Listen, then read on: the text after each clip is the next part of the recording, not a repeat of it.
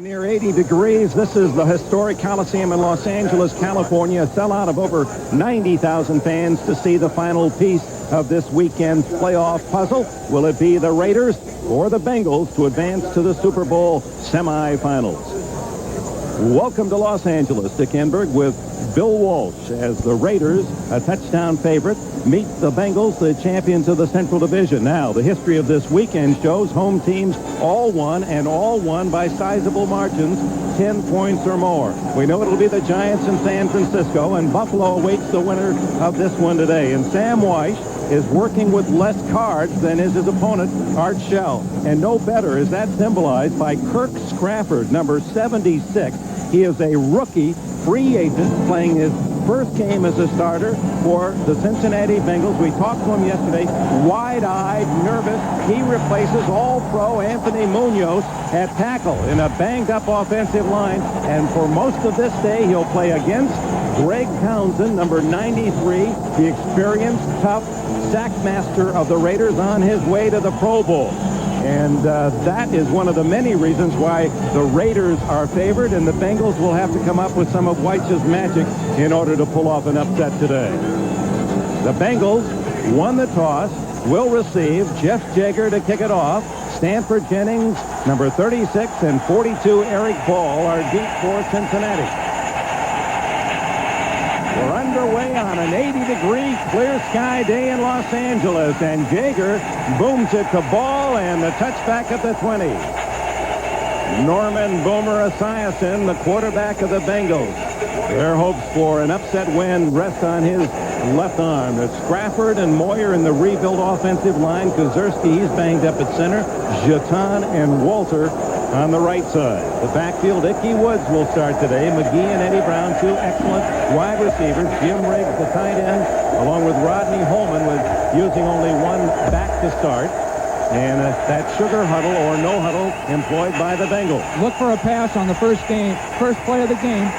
And that's what Greg Townsend was looking for as he beats Scrafford and registers the sack.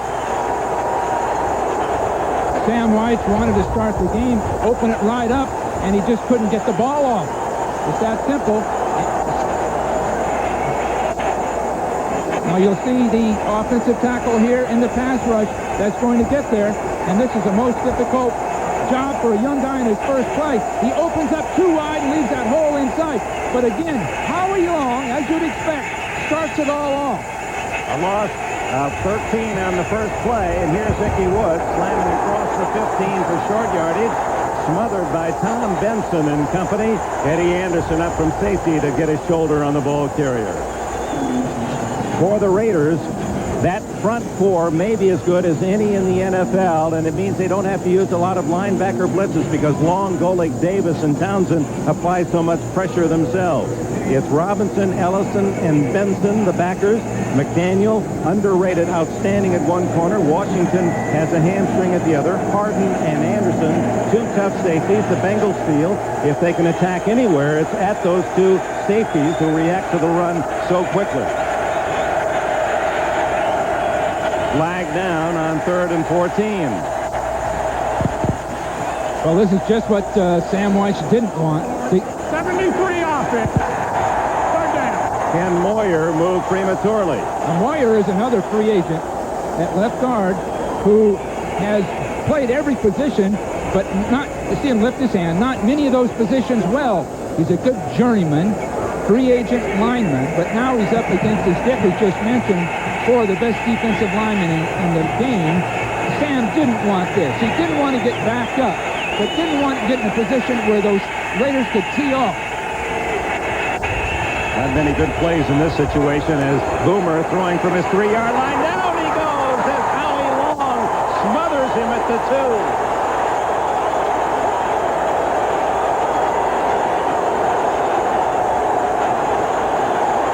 The veteran Long with 6 sacks on the year, but he creates so much more for his teammates. Here's Long, and you'll see that push right up inside. But one of the problems, Boomer waited way too long to throw the ball. He's got decent protection at this point. Now, when he pulls up to make Davis miss, he gets caught by Long. Big problem. All 4 defensive linemen are getting pushed. so Boomer is going to have to get rid of the ball sooner. Tim Brown expects to get the ball in Bengal territory. He's inside the 45 as Lee Johnson left puts it out of there. Brown has admitted having trouble fielding the left-footed punt and watches it go out of bounds at the 45 in Bengal territory. For Los Angeles, after the 43-yard punt by Johnson, under the circumstances, a good kick. It's Graves, Pro Bowlers Wisniewski, and Mosbar in the middle with Montoya, the ex-Bengal. He's an alternate for the Pro Bowl, and right at tackle. Schrader, the starting quarterback. Marcus Allen has started every game this year. We'll see Bo Jackson early. Steve Smith, the blocking fullback. Galt and Fernandez with Horton, the tight end. When they go to the Eagle, Mike Dial comes in as the second tight end. He was just activated this week, missed the second half of the year with a hamstring. From the 45 in Cincinnati territory, Schrader. Play action on first play. Plenty of time, wide open but incomplete. Mervyn Fernandez all alone, and Schrader overshot it. Good call on the first play. The scary thing for the Bengals was Schrader had all day. Fernandez went from the right side of the field all the way to the left side of the field, 20 yards deep. It had to take him 4 or 5 seconds to get there, and Schrader still had the time to throw it.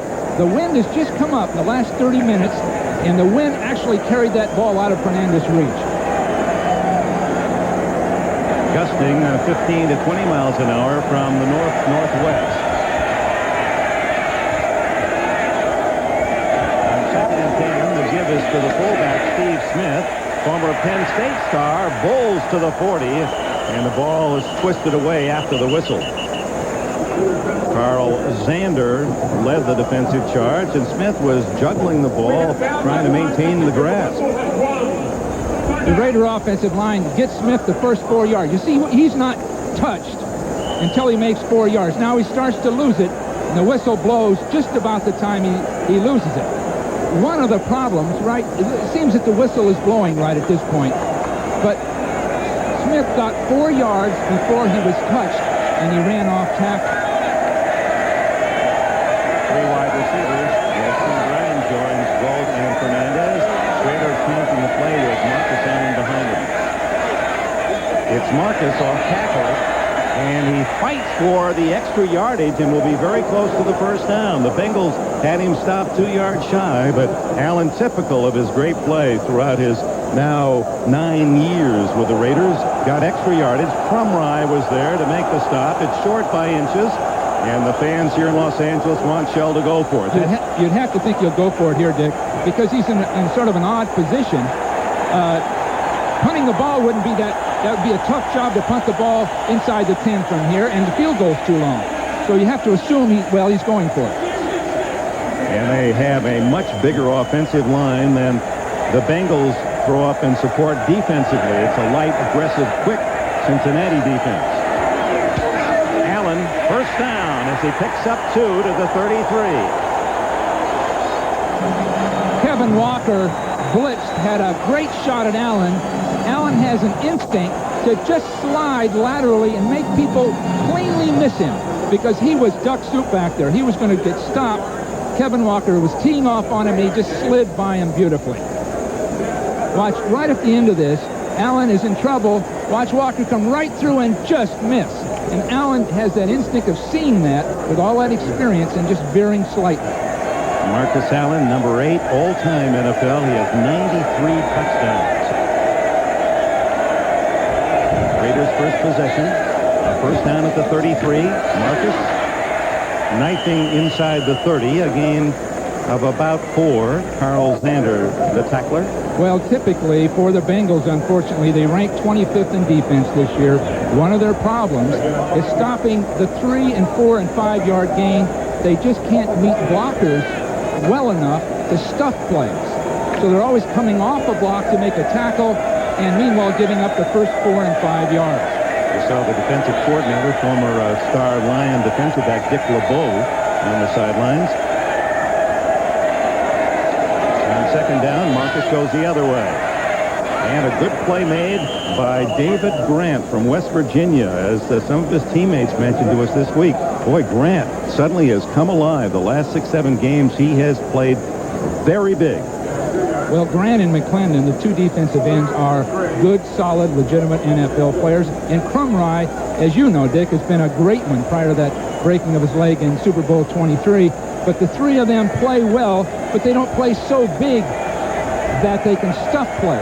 They can get off blocks, but they can't dominate and stuff plays as that Raider defensive line can do. Bengals look pass on third down and a long three. But it's on the ground to Marcus. Tripped up, and he's going to be a little short of the first down. Skip McClendon down low, the 6'7", 287-pound tackle. Art Shell has another fourth down decision. He can go for it. He can make it, because the Bengals have not stopped the play at the line of scrimmage yet. They have not stuffed a ball carrier, so they can make it if they choose. Sam White brings in 4 new defenders, and Schrader looks at 4th and 1. This a little longer than the 4th and inches earlier on this drive. Smith and Marcus behind Schrader.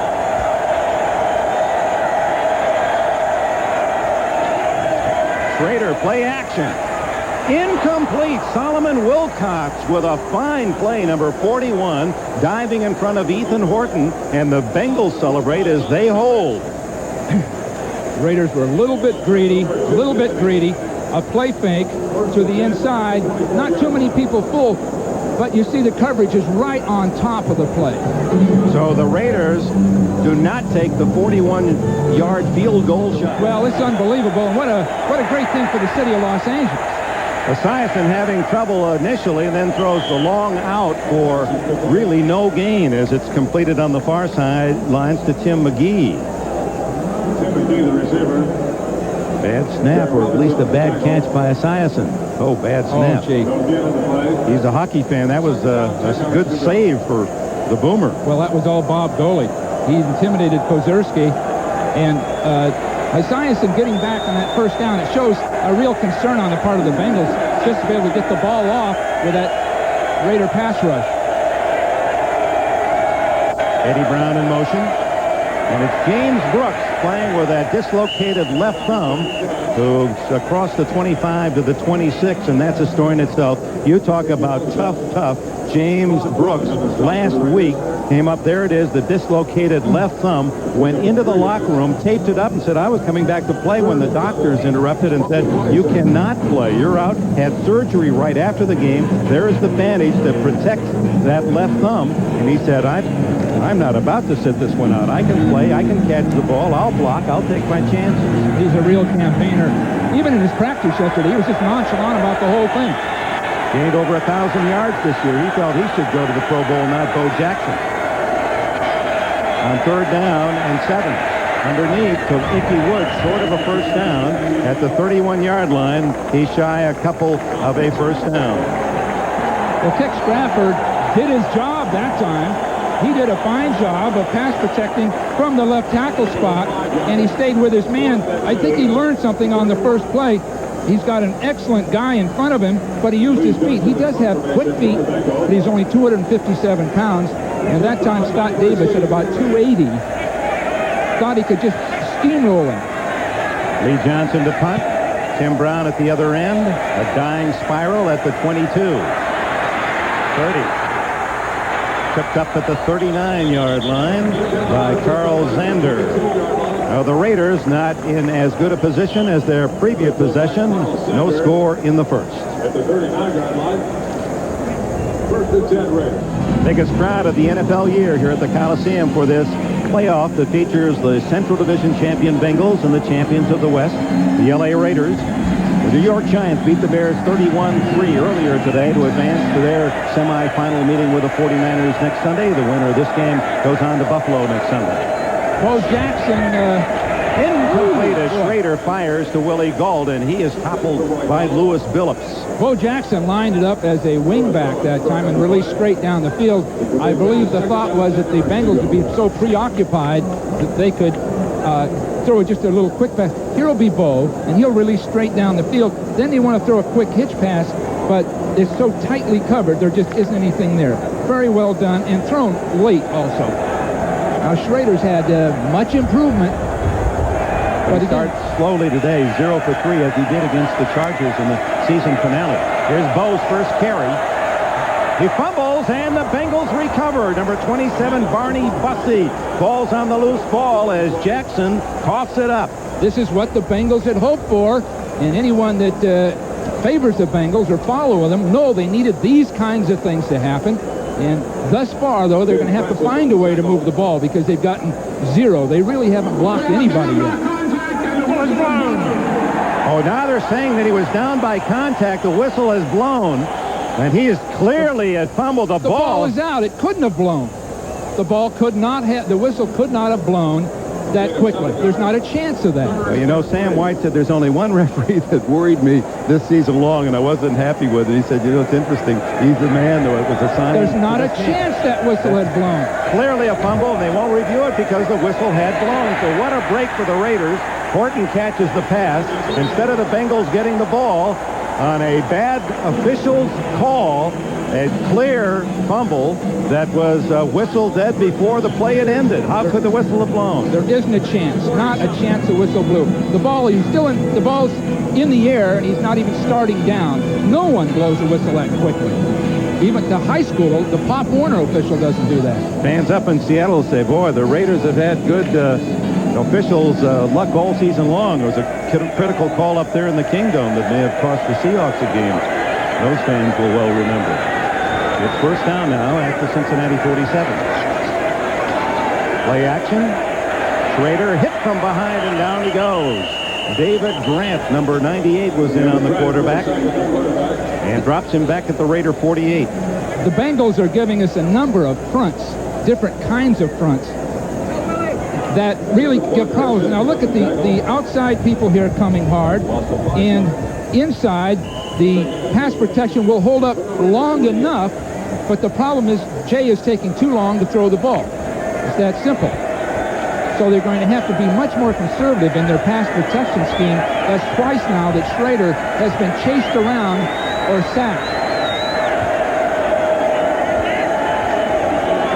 Give us to Bo Jackson, so instead of a pass on second and long, they go to the run, and David Grant there again, the 278-pounder from West Virginia, and their top rookie linebacker, 50, James Francis, in on the play as well. Grant's going to chase the ball from behind and catch it as these guards pull. This is the kind of thing where you need a better seal block by Rory Graves on the backside. You see Grant come right down the line of scrimmage. Now that's the job of Rory Graves, the left tackle, to get underneath Grant and get his legs out from under him. The Bengals are playing quick, and they're aggressive. Quick and aggressive. The Raiders just aren't ready for this. On 3rd and 15, Schrader gets out of the trap and then is tripped up from behind at the 44-yard line. Skip McClendon, number 72.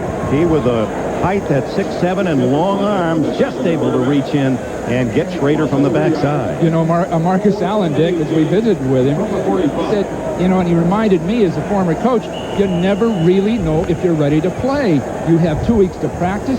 You concentrate. It can mean everything to your athletic career. Everything could be on the table, and you still can come out and be flat. And so far, the Raiders are flat. Mitchell Price, who returned to punt 66 yards for a touchdown this year at Seattle, is the deep man. And Jeff Gossett, they run into Gossett, who comes up limping. It's a terrific-looking kick inside the 5 and down at the 3. Jeff Gossett pins the Bengals at their goal line. Timeout.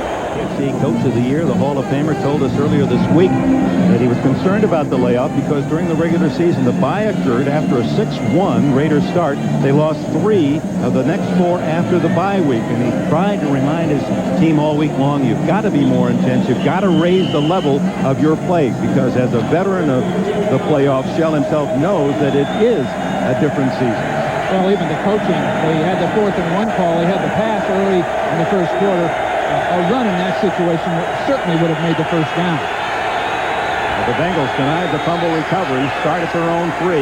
It's James Brooks carrying that ball in the left hand where that dislocated open injury to the thumb occurred. Eddie Anderson makes the tackle after a gain of close to 5. Here comes their sugar huddle, as they call it, where they set up just behind the line of scrimmage and get their play started very, very quickly. And hopefully the Raiders cannot substitute that much. Now, Max Montoya is on the Raider team as an offensive guard. He was with the Bengals. And Sam White was concerned that Max would give the signals, but I don't think there's much to that. Second down and 6. It's Brooks again. And the Raiders are ready for him. The yard maybe to Ricky Ellison, former 49er, in the thick of that tackle, along with Tom Benson. Gee, this guy Brooks is some performer, though, isn't he, Dick?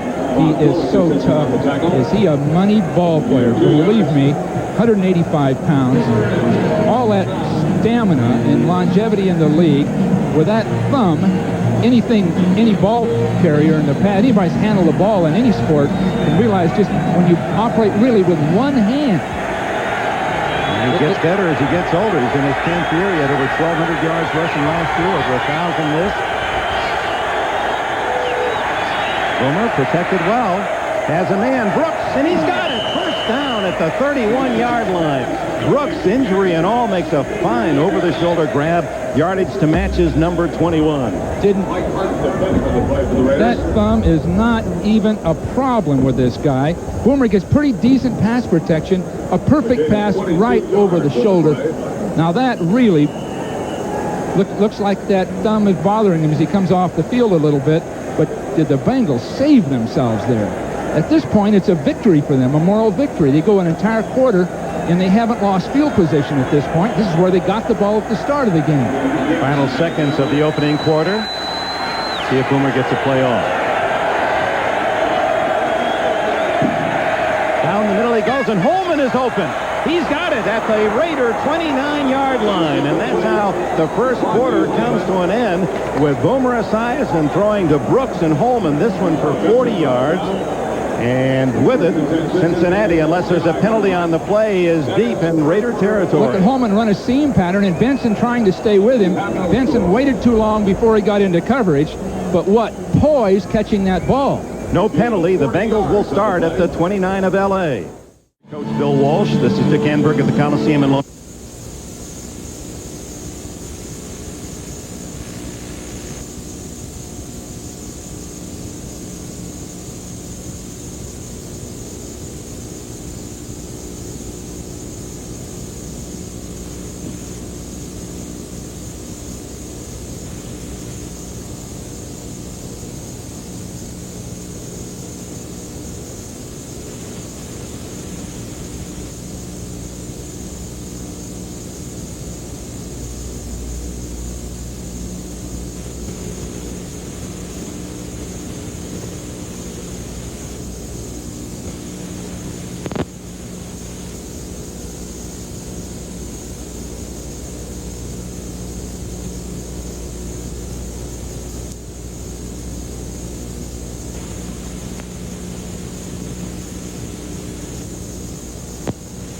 Don't speak to Michelle.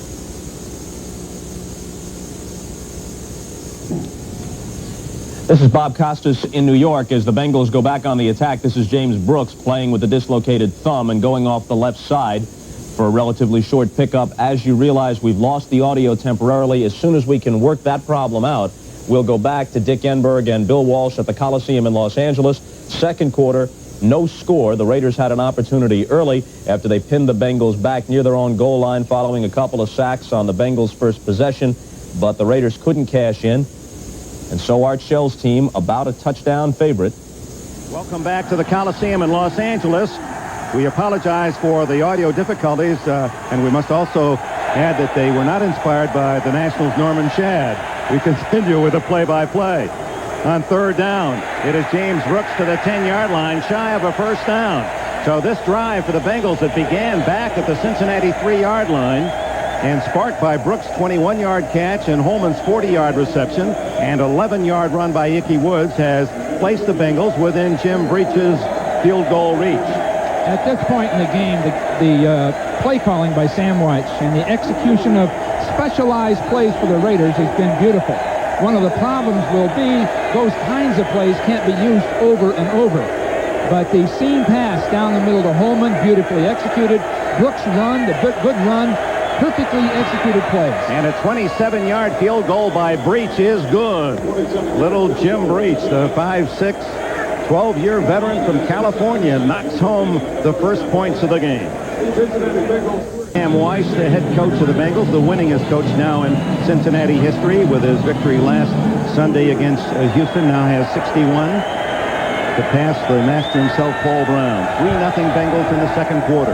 12 minutes to go before the half, and a long, high kick deep into the end zone to Ron Brown as Lee Johnson. That has been his strength all season long. 32 times in 60 kickoffs, Johnson has kicked it in the end zone. A beautiful play. The Bengals will put a man in motion to the outside, and Eddie Anderson will drift over to account for that. Meanwhile, Harden, the safety, will come up in the zone defense, and then you'll see Holman splitting right down the seam and no one there to handle it. You'll see Benson try to stay with it, but you see number 33 to the far side of the field, beautifully executed. Sam Weich controlled both safeties and got Holman on a linebacker. And that 40-yard gain set up the Jim Breach field goal and a 3-0 Cincinnati lead. From the 20, Slater to Bowe. Breaks into the clear for a moment and picks up 9, and that had some of the crowd starting to raise out of the seats. Kevin Walker had a tackle to make all by himself. If he doesn't make this tackle, nobody's going to. And you'll see Bowe coming with the right guard and right tackle pulling. Right makes a beautiful block there, but you see the clean, sharp tackle by Kevin Walker that really saves another one of those 70 or 80-yard plays. 9 yards for Jackson, 2nd and 1. Bowe again. Breaking freely to the 37, 38, 9 more. Walker again, the tackler. Well, this is the pattern we'll probably see all day because the safety men and linebackers for the Bengals are going to have to make the stops. In this particular case, you're going to see Bowe break to the outside and the tackle being made back here all the way through from the back side of it. But the problem is you see people block. You see that big hole coming, and it takes the backside man to finally stop it. And you'd hate to think of a linebacker away from the play having to make the stop. 25 yards on 4 carries for Jackson. Ball at the 38. Bowe again. 50. And chopped down at the Cincy 45 by Barney Bussey.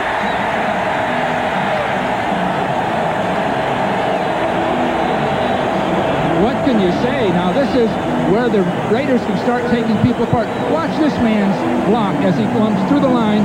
Smith comes right through, cuts his man down. Again, it's Walker with all the action. But of all the people, Steve Smith, the fullback, you see both make these plays. And Marcus, Steve Smith's one of the people on the team everyone admires and follows because his consistent performances have sprung these ball carriers. The Royal Raider, Kansas City Royals, LA Raiders, Bo Jackson in his first professional playoff game. Now it's Marcus. All kinds of room to run. And Allen, the former Heisman winner here at Southern Cal, to the 25.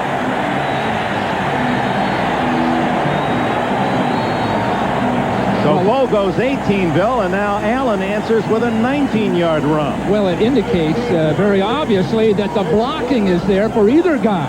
Some beautiful blocking. Steve Wright, Max Montoya do great jobs. Ethan Horton comes up the field and makes a stop. And, of course, Steve Smith again springs his ball carrier. And when you've got two premier running backs, everybody is just inspired to block for him. That's what you're seeing. Allen stays in, first down at the Cincinnati 25.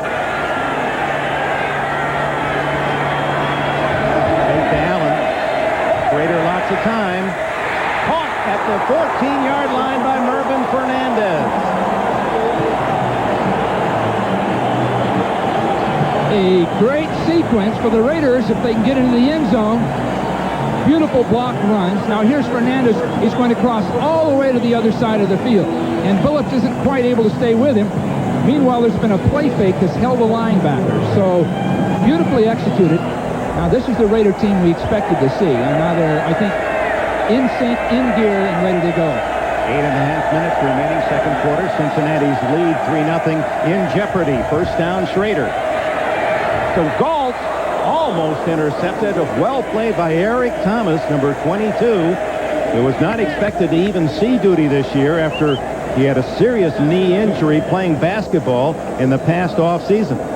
Thomas is in beautiful position inside. Now you'll see him reach right through for the ball. Beautifully done. He just cut Galt off from getting underneath him. Now watch this. Is he fired up? He knows that every one of those plays, Dick, is an accomplishment, let alone a winning game. But just to stop Galt in a situation like that. Seventh play of this drive that started back at the Raider 20. Second down and 10. Schrader changing his play. And the toss to Marcus. Reversing and somehow managing to gain a yard out of a play that should have lost about 5. Leon White, 51, finally tracked him down. The entire defense was predicated on the run. They're just taking chances. Dick LeBeau, the defensive coordinator, called a defense to stop the run. Figuring they just thrown, they're going to come back with the run, and he did. Can you believe how miraculous Marcus is? He made 3 big linemen miss him to get back to the line of scrimmage. But the Bengals are gambling, either pass or run, and they're trying to just play the game from the standpoint of strategy. They're playing for a pass right here. Tim Brown, the motion man. Raider guns to Fernandez. Touchdown.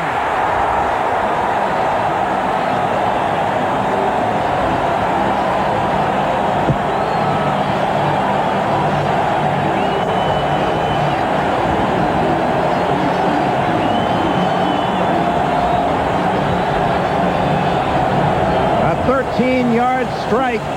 As Fernandez, using that big body, 6'3" and 200, shields the defender, Carl Carter, for the score. Again, he's going to try to get inside a defender and cross just over the goal line. Now, the pass itself was a critical one because Schrader really fired that ball in there. Jaeger adds the extra point, an 80-yard drive and 8 well-executed plays. Schrader has got excellent protection. Watch him really fire that ball inside for the big play. Beautiful. And it's 7-3 Los Angeles. Raiders very impressively take the lead 7-3. Short kick by Jaeger.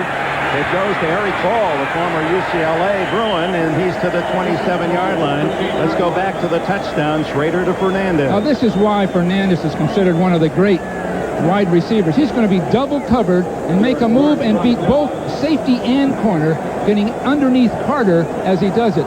He had 2 people bracketing him, and he beat both of them.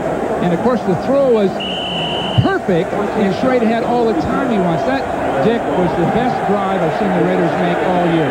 Beautifully executed, mixing run and pass. Now the Bengals trailing 7-3, midpoint of the second period. Gomer trying to get the attention of Ball to move him over. Finally, Eric Ball hears him.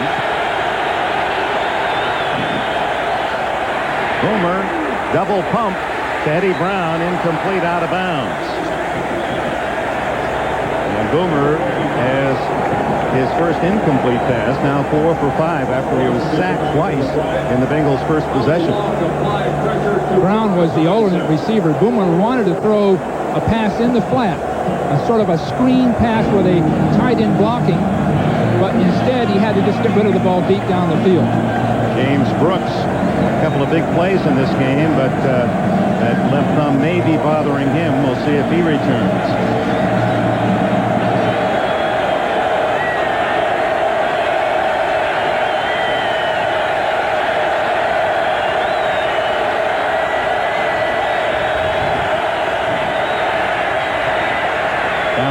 complete for short yardage to Eddie Brown, who fights to the 29. A tough 3-yard gain. Ricky Ellison, the tackler.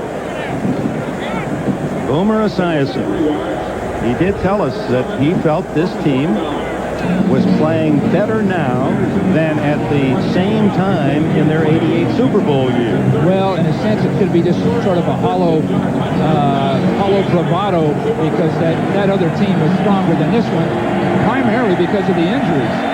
But Boomer came in loose, he came in confident, and at this point he's playing beautiful.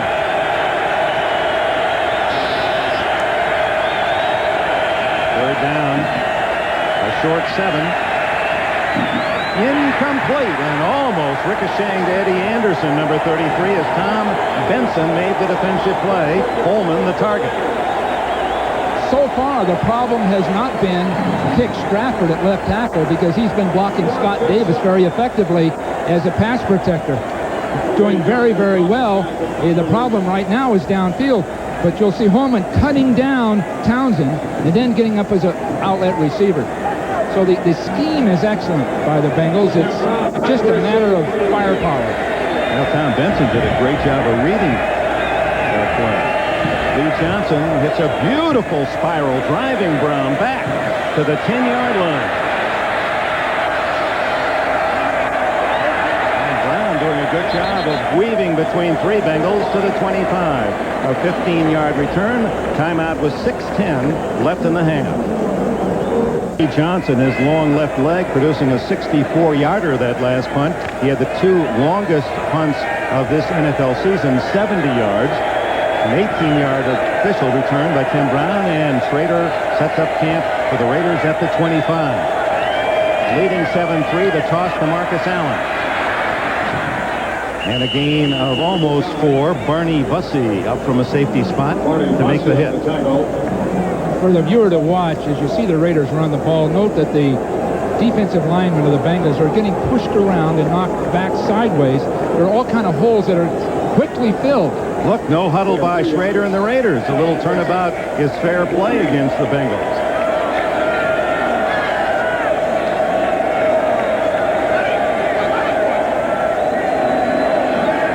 On 2nd and 6, Allen. Skip McClendon got him from the backside, number 72. A gain of about 1.5 yards. There's Terry Rubisky to the right of Art Shell. He's the offensive coordinator, calls in the plays. Fine chess player. Even trying to teach, well, his pupil of the year is Marcus Allen. Yes. What did he say? How long does it take to beat Marcus at this point? 10 to 15 minutes. So Marcus is learning. His usual match takes up to 2 hours, you know. Relax playing. Marcus comes in and leaves the room very quickly. But learning. He bought a $700 computer chess game just so he could become better. He shows his competitive spirit in all aspects. Schrader drills the ball to Tim Brown, and a first down at the 42. This isn't overstated, but both teams are executing right up to their max potential. The Bengals playing well. Now watch Brown make a nice out move, and the ball is the critical factor here, because Thomas really couldn't cover that quick out, but the throw was right on the money. Both teams are playing right up to their potential at this point in the game. Bengals playing as well as they can play and executing as well as they can, and the same with the Raiders. Now at some point you'd have to almost assume the Raiders are going to finally overpower the Bengals, but at this point both teams are at their best. Again, no huddle, and it's Marcus Allen through a big hole all the way to the Cincinnati 42 before Bussey, the last Bengal left, can make the hit. Well, leave it up to Max Montoya. He pulled and he trapped. He and Steve Wright pulled from the right side of the line and did a beautiful job of trapping to the outside. Very well executed. And here's a guy, Max Montoya, who played for the Bengals for years, was on their Super Bowl teams, and now released in a sense by the Bengals through Plan B and playing beautifully. You know, the Bengals could use him now with all the injuries in their front wall. And a no huddle and no pass rush. And Mike Dial, who has been inactive for a couple of months, unable to pull that one in as he was hit by Carl Zander. Gee, the room that Schrader had there. He had 5 yards of clearance. So he just sat there and threw the ball, and fortunately the pass was broken up.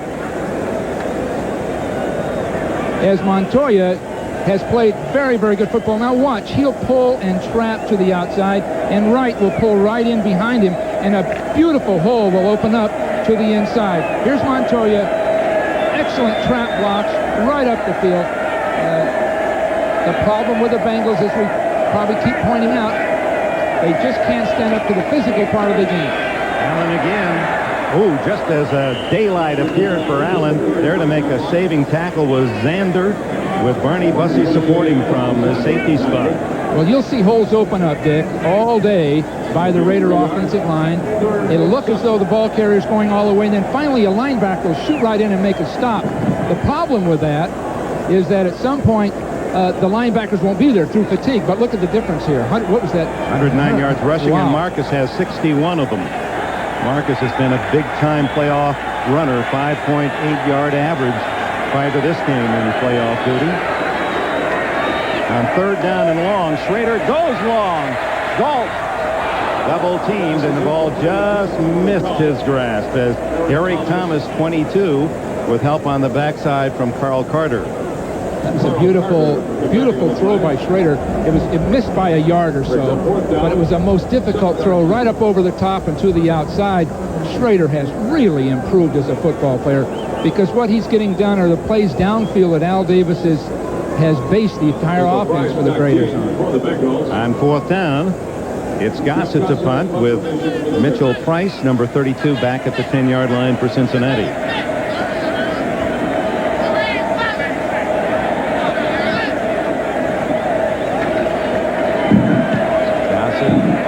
For the far sidelines, and it's a decent kick that'll be spotted at about the 12-yard line. Timeout with 2:29 remaining for Al Davis. Cincinnati trails 7-3, 2:29 left, first half. Esiason at the Bengal 13. Hickey Woods to the 31-yard line. So Woods finds a good hole off that left side as Sprafford and Moyer, Kozerski do a fine job. 19-yard gain. Now that is confidence going in behind those two free agent left guard and left tackle. Do a nice job of sustaining their blocks. Now the one thing about this Sprafford, he is quick. He's got good feet. He doesn't have the bulk, but he can move and sustain a block. And you see Anthony Munoz there, number 78, rooting for his replacement. 2-minute timeout. We saw something that you'd never expect. Ken Moyer is blocking Davis very, very well. You'll see Sprafford come off and make a block, and a nice block here, but then the ball will break up the field. Now, two free agents that have not...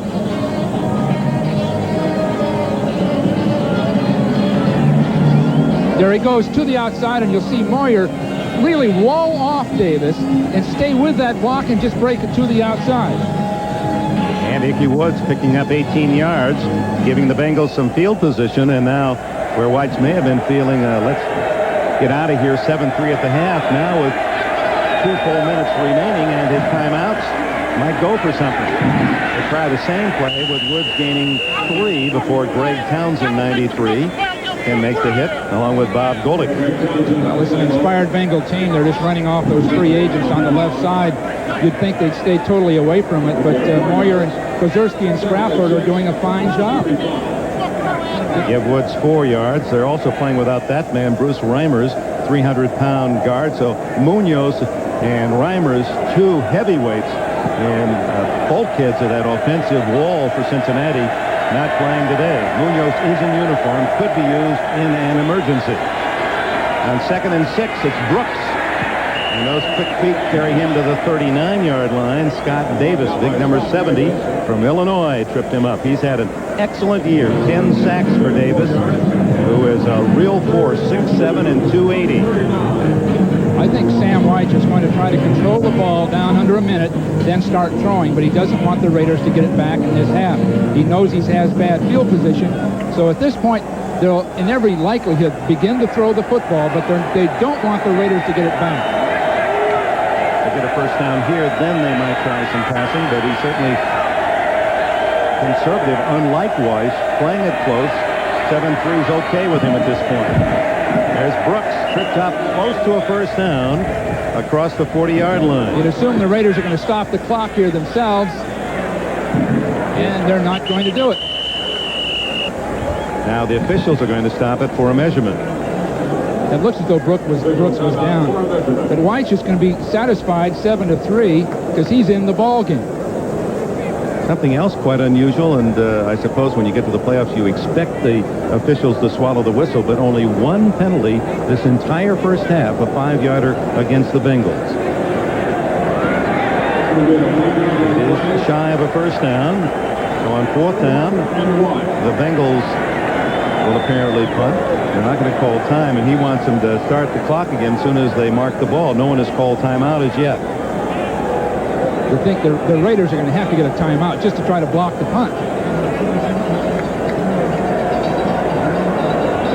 If no timeout is called, Cincinnati doesn't even have to punt the ball.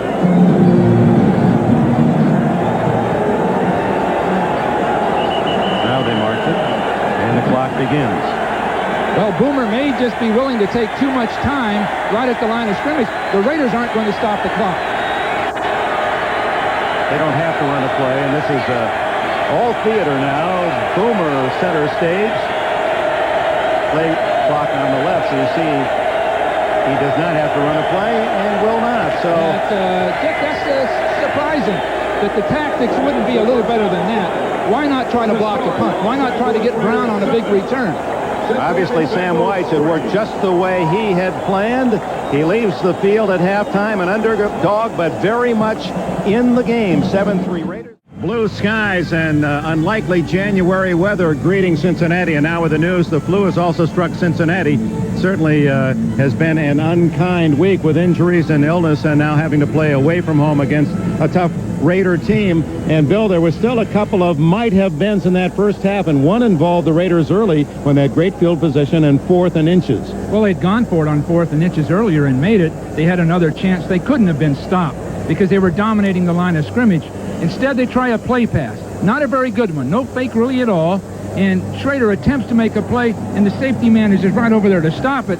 So they cost themselves just being a little bit too greedy early. Now, you see the release by Horton up the field, and we have people all over the play. The fake itself didn't affect the play, and really it wasn't a very good call. Had Archell gone for a field goal, it would have been a 40-yard try. So the forsaking of the field goal, they try for the touchdown, don't get the first down on that play. And then there was a play for Cincinnati that might have been when Bo Jackson fumbled, an apparent fumble, one of those inadvertent whistles here. You see Jackson clearly not down when he loses the ball. The whistle could not have blown by then. It could not have, unless the official blew it before he was hit. And so that, in a sense, was an erroneous call that cost an underdog team like the Bengals a real opportunity. The ball would have been at the Raider 47-yard line, and you can see on the faces of some of the Bengals, Brooks included, that they are down physically because of that flu epidemic that suddenly has struck the team.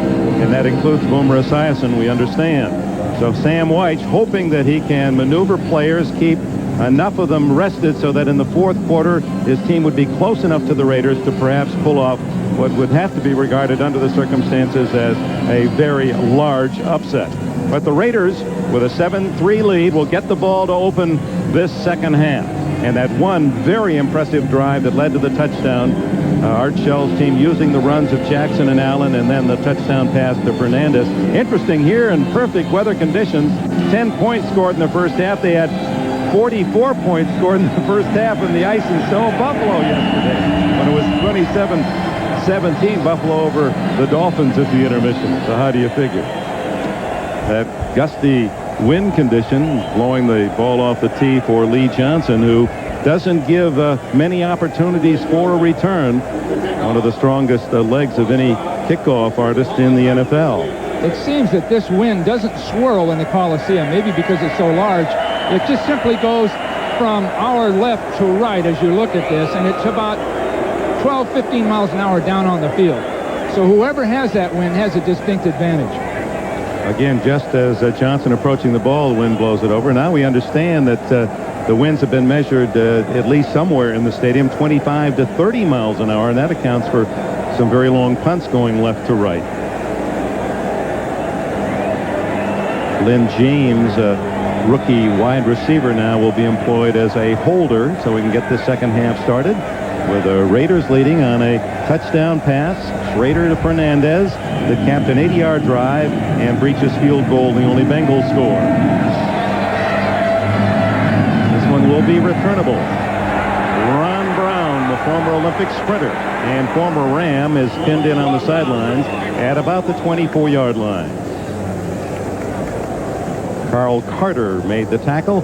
Schrader has really improved. For a while, he had problems. There was a dip in the middle of the season, but the last 5, he's really come on. Just when people were concerned that he might be the difference negatively for the Raiders winning, he's come on and played as well as anybody on the team, and that in itself can catapult the Raiders into potentially the Super Bowl. 4 for 10 in the first half. 1 touchdown throw. He starts from the 23. Marcus Allen is the setback. Come out throwing the quick toss to Fernandez, thrown behind him as they work on cornerback Eric Thomas. Going back to Schrader, Bill, remember in November where Schrader went 0 for 4, did not throw a touchdown in 4 games the entire month. And we talked to Art Shell when they played in Denver, and we asked about Schrader in the call. Are you going to use someone else? And will Berline ever be in uniform? Remember how his eyes looked at us and how he really got his all-pro angry face out. The first time we'd seen it said, Schrader is my quarterback. He is my quarterback, and the team just continued to function. And fortunately, in a sense, they didn't have to have him playing great football because a lot of other people were. Bo Jackson has some room. One man to beat, and from behind, Kevin Walker saves another touchdown.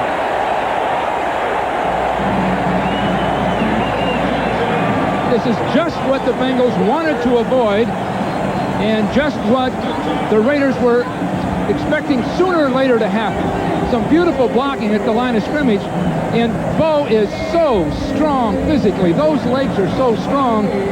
Talking to Fulcher before the game, he said you can't tackle him in his legs. Look at Steve Smith kick his man out. A great job by Montoya. A beautiful job of pulling and blocking, and watch these broken tackles. So his legs and, of course, the blocking itself. And Walker, as he made the tackle, had only the one leg to grab, and apparently Bo Jackson, shaken up a bit, has not gotten to his feet as yet. That was a 34-yard run by Jackson, who does not appear to be seriously injured and gets a big hand from this crowd. What a player. He may have pulled a muscle as he was trying to pull away from a tackle because he really wasn't hit on the knee. Now watch Kevin Walker in the final analysis in making all kinds of plays. He's pulling on that leg, and it could be that he just pulled a muscle that Bo did trying to pull away. Bo coming right at us. He's going to try to ward off Walker, but right at this point is where he most likely pulled a muscle. So Jackson, who has really padded his statistics against Cincinnati, last year had the longest run in the NFL, a 92-yard touchdown. This year an 88-yard run, and was tackled at the 1-yard line. And he gets a big 34-yarder here on the opening series of the second half. Now the question will be, will Bo return this week? O.J. Simpson will try to do some eavesdropping, and we'll get a report. Well, fortunately, you have an all-pro in Marcus Allen. Takes his place from the 43 of Cincinnati. Over the middle, wide open is Allen. Breaks some tackles. And finally stumbles down inside the 20. Marcus lined up as a wide receiver, forcing safety coverage. He'll run a slant pattern to the inside. Now, we've seen Bo do this as a wide receiver. This is the first time that he's had Marcus outside, and Bussey, who's not an excellent coverage man, tried to hang there with him. Look at Marcus' great instincts in making people miss and getting every inch that's possible out of every time he has the ball. The work on Bo Jackson, it does appear to be the cramp or a muscle pull. That was a 25-yard reception and run for Allen to the 19 of Cincinnati. 7-3 Raiders as they drive for more to open the second half. Whoops. Looked like motion on that one, and Schrader throws to Allen. It's intercepted. This could be a live play, and then a fumble recovered by Cincinnati. Fulcher intercepted the pass, fumbled, but it was recovered by a teammate. I believe Zander, Carl Zander, or Eric Thomas got it. And the flag down will be against the Raiders. It looks as though the ball was snapped late. It looked as though Schrader expected it earlier, and all kinds of people started moving. But then it looked as though people let up. First down. Like the Raiders let up all over the field. Now you'll see Schrader start to pull away, and the ball hasn't been snapped. And now the interception by the all-pro safety man, number 33, David Fulcher. There he is, bottom of your screen. The ball just bounces to him. Fulcher in the right place at the right time. Eric Thomas was the man on the coverage. Then Fulcher fumbles, and it was recovered. Well, these are the kinds of things that Bengals have hoped for to stay in the game. These kind of misfired plays. And so the Bengals dodge a mighty big bullet. It's appeared that the Raiders were driving for an apparent score. And here's Allen as Thomas knocks it free. It goes to Fulcher. And then Fulcher looking for room to run. Hit by Graves. And Eric Thomas recovers the ball with Zander there to secure it. You always wonder about repeating a play like that. Allen gets the first pass because he gets Bussey out there to cover him. The second time out there, they put a corner out who's all over the pass and caused the interception. So sometimes these special plays designed to outmatch people just can't be repeated over and over, and that's what the Raiders did. Esiason to the sidelines and overshoots his man Tim McGee. Lionel Washington on the coverage. But again, Bill Walsh, Esiason protected well. A lot of time. No question about it. It's and Esiason now has a better feel as to when to get rid of the ball. The first series, everybody was anxious and Esiason held it too long. Now he's unloading it. The Bengals, the previous times in their history when they started the season winning, the first two games were the 2 years they went on to the Super Bowl, 81 and 88. They won their first 3 games this year, and their last 3. On third down and 8. Complete to the big tight end, Rodney Holman, who has made the Pro Bowl 3 consecutive years. Holman with 40 catches this year. The Bengals insomniac is wide awake here at the Coliseum again today, and a first down at the 33. Holman was picked up by Ricky Ellison as he released. Ricky's trying to cover him, and Ellison is not a pass defender. He's a great run defender, but they found a way to match the two of them up, and Holman was free immediately. Says he gets only about 4 hours sleep on a good night. Gets a couple of hours, wakes up. We can tell you all the TV programming around 4:30 a.m. Here's James Brooks trying to get around the corner, and he belted hard as Thomas Benson supports Terry McDaniel. McDaniel did a beautiful job outside of warding off the wide receiver, warding him off, holding him off, and then releasing from that block and just making the tackle. You'll see Brooks now wants to stretch it. He has to stretch it outside because of Townsend. Now watch McDaniel just right there to make the stop. You know, what's interesting, Bill, the injuries to the left hand, and his tendency, Brooks, is always to shift the ball to the injured hand. He did it there, even though the logical move would have been to keep it in the right hand away from the tackle.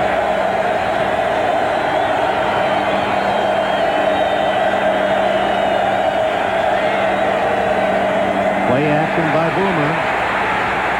Incomplete to tight end Jim Riggs, number 87. Ricky Ellison was on the coverage for the Raiders. Well, Scott Davis wasn't fooled a bit. He came off the block, and Ellison couldn't do anything but just get rid of the ball. Now they've been looking for that. They've been looking for that all week. You'll see Davis here come right back to the outside, and he's been trained all week to look out for Esiason coming to the outside, being left-handed, and there's Davis ready to cut him off. And Kirk Strafford trying to ward off Davis, and in some ways that's where Anthony Munoz has missed most, because Munoz is so smart in setting up that block so that he gets the outside on his man and keeps him pinned in. And third and long from the shotgun. Esiason finally breaks down. It's Greg Townsend, his second sack, the Raiders' third. That was a coverage sack for the Raider deep defense. No question about it. Esiason wanted to go way down the field with the ball, and he had to wait for that to happen. So you see Townsend really blocked by two people, Holman staying with him all the way, and then Esiason really brought himself down. He just couldn't find a place to get rid of the ball. Happy Van Townsend, in his contract, if he made the Pro Bowl, he did this year for the first time, he can renegotiate his contract. Johnson doesn't get a lot of leg in this, but it takes a good bounce past Tim Brown and out of bounds at the 25-yard line, make it the 24 of the Raiders. 56 yards for Johnson and a timeout. Last drive, 85, Tim McGee of the Bengals knocked down, apparently ruled incidental contact with Lionel Washington, and that really raised the ire of not only McGee, but of Coach Sam Weiss. Sam was just almost hysterical on the sideline over it, but it doesn't look like Washington purposely made contact. It looked just incidental. And McGee really was slowing down, and Sam just didn't see the complete play, and all he saw was his guy on the ground. So after another long Lee Johnson punt of 56 yards, it's the Raiders at their 24. They had a substantial drive to start this half, and then the interception. Marcus Allen is bulldogged down by Skip McClendon with help from Solomon Wilcox. And Bo Jackson, we understand from O.J. Simpson that Jackson's injury is not a knee or an ankle, but a hip injury. Probably won't return, but not considered serious. Not something that, say, would keep him from playing next week in Buffalo should the Raiders win. He doesn't look like there's a lot of pain. He just most likely wrenched it as he was pulled down. Allen way out to the bottom of your screen. Excellent pass receiver. Schrader throws underneath to Horton, the tight end, and it's a first down at the 37. James Francis, the outstanding rookie linebacker, number 50, former basketball and football player at Baylor, made the tackle. He was one of the many great linebackers taken in this year's draft. Number 7 were picked in the first round. He was the 4th taken after Keith McCamp, Junior Seau, Chris Singleton of New England, and then the Bengals spent their 12th pick of the first round on this man, and are they happy? Led him in sacks, blocked a field goal, intercepted a pass for a touchdown. He's actually played better than any of those guys you mentioned. Led him in tackles as well. Schrader changing the play. And gives to Steve Smith a rare opportunity for the big fullback to the 41. He got the big catch, however, in the final game of the season, and it was the touchdown that beat the San Diego Chargers and gave the Raiders the home field in this game. What was that? 4 catches on the year and 3 touchdowns. As I mentioned earlier, Smith is really sort of the leader, quiet leader of this ball club. You just don't read about him, you don't hear about him, but every play he has a significant role as a blocker. He always has a critical block to make. Penn State star with DJ Dozier in their championship year in '86.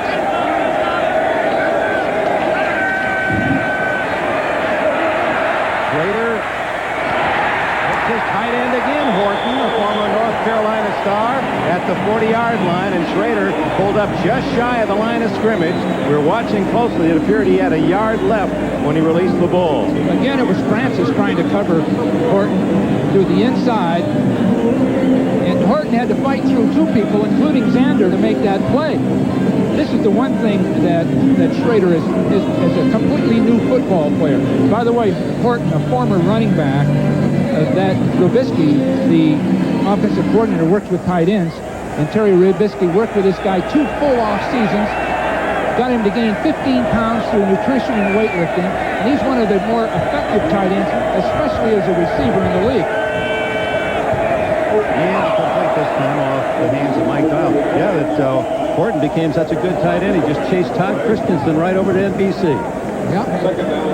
It'll happen. Horton was a number 1 pick of Kansas City as a running back, a star runner with the Tar Heels. And we have to watch out, Dick, because he can chase Todd Christensen out of NBC. All you have to do is take a couple of voice lessons, which I can help him with. Don't be so sensitive, Bill. I mean, it's okay. But Schrader has improved so dramatically. What he's doing is getting back up underneath pass rushers, and the passes retreat. Now he comes forward to throw the ball. Allen on 2nd and 10. Picks up 5 yards. Hit from behind. Leon White, 51. Tim Crumrye, 69. And on the play. Again, Steve Smith right at the point of attack, making the critical block. I'd assume that Marcus and Bo must be good friends with this guy because he's the guy that's springing it. Marcus Allen is good friends with everyone, is he not? Have you ever seen a better team player that's a star guy than Marcus Allen? It's class. The one thing he has that O.J. really didn't have was the class. Boy, you're getting everybody, aren't you? Bob Trumpy's next. Hang on. 3rd down and 5. Underneath to Tim Brown. Hit shy of the first down. A good, solid open field tackle by the rookie Francis that denied the first down. Another 4th and 1 call. Well, he's against the wind this time, Dick. You'd assume that he'll go in there and go for that first down running the ball because he isn't. No, he's not. Field goal unit comes on. Yeah, this is a tough one because that wind isn't quite what it was, but it's still right in their face. Jager's longest ever, 50 yards. This one will be 49 into a tough win. This is what the Bengals want. Now, conceivably, the Raiders will make it, but if they don't, the Bengals, again, are just holding the Raiders off. Late Bengal on the field. The kick is long enough, and it is good. That cleared by 5 yards. Barely turned over. You talk about an end for over-end kick. That took an end. Just one little roll as he knuckles it through with a good hop. Jager gives the Raiders a 10-3 lead with 5:41 remaining in the 3rd quarter. Well, Sam's going to have to come up with his good stuff when we come back. Of Al Davis to Jager's field goal. I'm sure he wondered about the call, and I'm sure Jim Otto on Al's left there was wondering, what am I going to say to Al if we miss this? Hobbling the kickoff is Jennings, and then he breaks up the middle. And the man who returned the kickoff against the 49ers in the Super Bowl for a touchdown is dropped at the 30-yard line by Ron Brown. So, were you surprised by the call on 4th and 1 into the win? Oh, I was, because that's the one factor that the Bengals have had to have is field position. They haven't been able to get it. And the Raiders were going to give them field position with a missed field goal.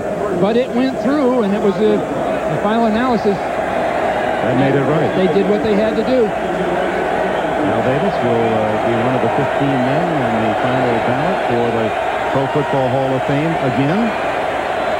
Ricky Woods out to the 33-yard line. I think Al feels that he should have been in the Hall of Fame a few years ago, maybe 10 years ago, but patience is a virtue. And well, his entire Raider organization will be in there before he is. Every year I see new names. Kenny Stabler this time. How many guys have made that Hall of Fame that have been developed by Al 7. and that organization? Art Shelby. And there'll be more, yeah. 2nd down. Call it 6. Short 6. Big hole for Ricky Woods. And Woods, the 235-pounder from UNLV, has a first down. Now that was the 44. Dick, that was the cutback play that Sam talked to us about before the game, in which Woods would start to his left. And he'll start to his left, but the key is that the right guard will pull and pull Ricky Ellison with him. Paul Jaton will pull to his left, and Ellison keys so quickly he runs himself right out of the play. Woods with some good yardage today. Now it's Eric Ball relieving him.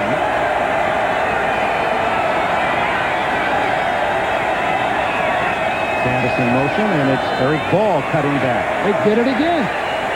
Gains about 4 to the 48-yard line before Mike Harden, 45, can come up from the secondary, along with Tom Benson. They did it again. They got Ricky Ellison to move, and then they'll break back. They'll start to the left, and then come back to the right. Now, you'll see this, and you'll see this movement by Ellison, and that in itself gets the play started.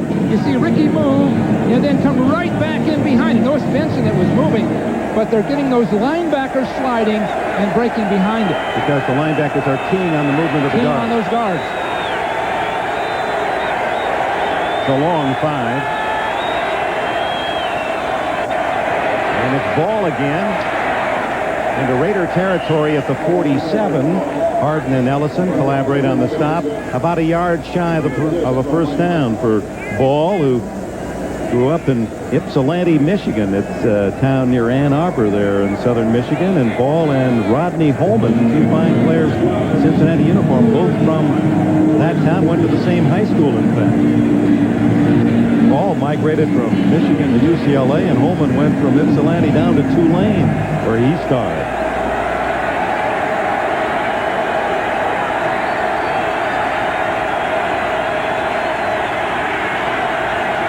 Boomer changing his call, or perhaps just making his call.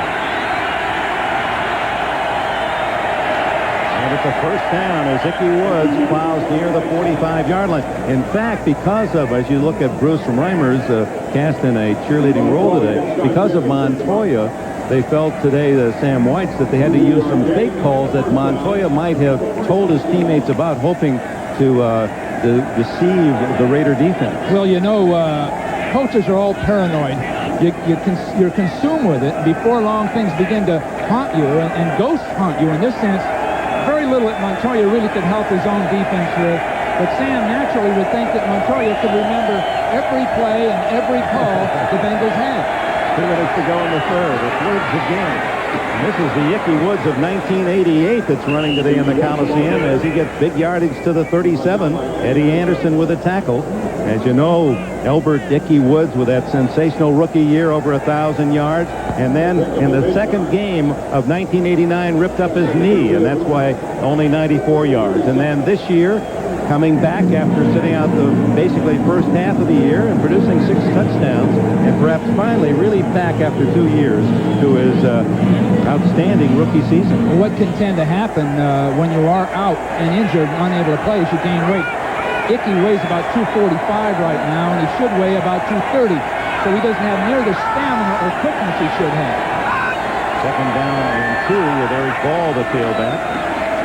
And it's Ball trying to get outside, and does. Mike Harden gets him at the 30-yard line. Another first down for the Bengals, who are staying on the ground and rushing it well. They've moved downfield now in long field goal range. But Boomer looking for a possible score that could tie it up. 10-3 Raiders, final minute, third quarter. You know, Sam White has been identified in a sense, or personalized as an impetuous, zany, creative, mad professor kind of a guy that is highly excitable and emotional. Some of those things are true, but one thing he's demonstrating now is just the damn toughness it takes to stand in there and play these guys head-to-head with your running game. Play action. Boomer down the middle to Eddie Brown. And Brown has a first down at the 15-yard line before he's pushed back by Anderson and Terry McDaniel. 16 yards. They fake the run, which they've been dominating with. You see Boomer fake the run, then come part way out because he had contained man and throw a beautiful ball inside to Brown. So they're just setting it up with that basic running game, then a play pass off of it. End of the third quarter, that 16-yard play. 10-3 Raiders. We'll be back after these messages from your local station. Los Angeles, the Coliseum. Dick Enberg with Bill Walsh. We go to the fourth quarter. The winner will travel to Buffalo for the AFC Championship next year. This is the continuation of an impressive Bengal drive. 8 plays. They've gone 55 yards to a first down at the 16 of Los Angeles, using 7 rushes, and that last play was a pass to Brown. It's so tough as you get in here because the safeties now can come up and make tackles. They don't have to cover a field. It's Ickey Woods breaking tackles down to the 11-yard line. Picked up 5 against a team toughest in the league to score a rushing touchdown against the Raiders. Again, a negative block by Paul Jeton, number 68, the right guard. Now you'll see him block down this way, and then the ball break back behind it. And that's the kind of thing they've been getting away with. The Raider linebackers start one way, and then they break it in behind it. over and over and over. Second and 5. And again, it's Woods with a room to run, and he has a first down at the 5. So the Bengals continue to drive the ball on the ground. Alex Gordon acquired this year from the Jets in a trade for cornerback Dennis Price, number 55, made the tackle. It's first and goal. Ken Moyer does a great job of trapping on this play. Now you'll see him pulling right here and make a big play inside out. A great job. I think that's Robinson that he blocks. What I'm so impressed with is the Bengals are moving the ball inside the 20, running with it, and that is really tough at this point on the field because those safety men don't have to play pass. Dave Adolph, the defensive coordinator of the Raiders. His team has allowed only 4 rushing touchdowns all year, best in the NFL. Eric Ball can't get outside, and he loses 2. Terry McDaniel made the play. Well, Ball wanted to get it all on that one play, and he had to make a decision in a 1/10 of a second on where to go. Once he decided to go outside, it was over because that Raider defense was all going in that direction. But at this point, that's really the only bad play of the drive, if you want to call it that. Now, I know the Raiders have the Bengals have a play pass that Sam's worked on at this point in the field, so we can almost assume that this would be the down for the play pass. Second down. James Brooks and Eric Ball are in the backfield now. Who would throw the pass? Oh, it'll be Boomer. Just gets off the play. Give to Brooks. Hit in the backfield for another loss. Tom Benson.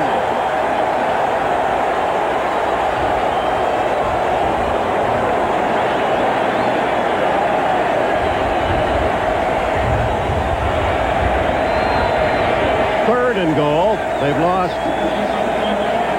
just 1 yard. They give progress to the 8-yard line. Well, now it's the receivers, the receiving group, and Boomer to throw the ball. Was that a great open field tackle by Benson, who was one of the many Plan Bs acquired by the Raiders the last 2 years. He played at New England. Originally drafted by Atlanta. Third and goal, 8-yard line.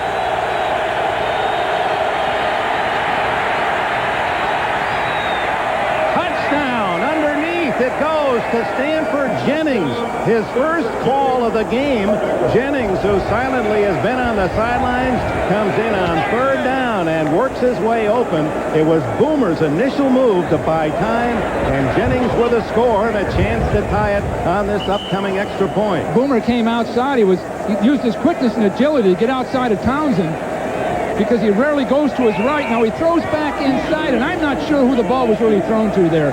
I'd have to hope that it was Jennings, but behind him, I didn't get the number, was Eddie Brown, who was wide open, and you could see that developing, but Jennings got between Brown and the ball. And now an important extra point try by Breach. It's 10-9. The touchdown rule on the field, we are being reviewed by instant replay. What could that review be for? Maybe someone upstairs felt it was trapped. Well, let's take a look at it. It appeared to be an apparent catch from our angle, but this is what they're looking at. Oh, he's got it. Unless they've got an angle. Oh, yeah, he had it all the way. Unless there's an angle on the other side that would see him dropping it. It looked like he had it all the way. Sometimes you wonder about some of these replays. That looks like a catch all the way. We reset the play clock to 5 seconds. Tom Dooley is the referee. You see the catch from all angles. Fairly convincing evidence, it would appear. But there have been surprises. And now Breach, under the watchful eye of White, gets it through. Let's go back to the move by Boomer Esiason to elude the rush of Townsend, 93. Townsend is going to play for Boomer to go to his left, being left-handed. Howie Long looked like he jumped 2 feet in the air, but Boomer just timed it just long enough to move outside of Townsend. Beautifully done. It's tied at 10 with less than 12 minutes to go. The Bengals have tied it at 10, and there's the prototype pro tackle, Anthony Munoz, 10 times a Pro Bowler, congratulating his young replacement, number 76, Kirk Strafford, the free agent from Montana. And now Lee Johnson nails it right out of the end zone on the kickoff, and the Raiders begin at the 20-yard line.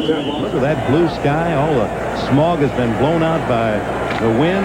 Temperature near 80 degrees and 90,000 plus tickets sold for this playoff. And the Raiders have found themselves now in a fourth quarter tie game with these tenacious Bengals. Marcus Allen gets around the corner and picks up 12. Bussey made the tackle. The same name. Steve Smith makes the big block on the outside that Marcus sprung off of. And Smith found a way to just control his man, then turn him at the last second. Marcus knows just where to go with that ball. His instincts in that area are so beautiful. Normally he cuts back. That time he sensed it and broke out where Bo usually runs. 81 yards for Marcus. 14 carries. Bo Jackson apparently through for the day with a hip injury on a long 34-yard run. On first down, Schrader over the middle. Fernandez can't quite pull it in. Well, Bo Jackson probably won't play today, and 4 weeks ago against Cincinnati on this field, he went 88 yards on a tremendous ad-lib reverse. Here it is. They had him pinned in as he tried to roll to his left. As you know, Jackson does most of his good running to the left. Couldn't get around the corner. Decided to go this way.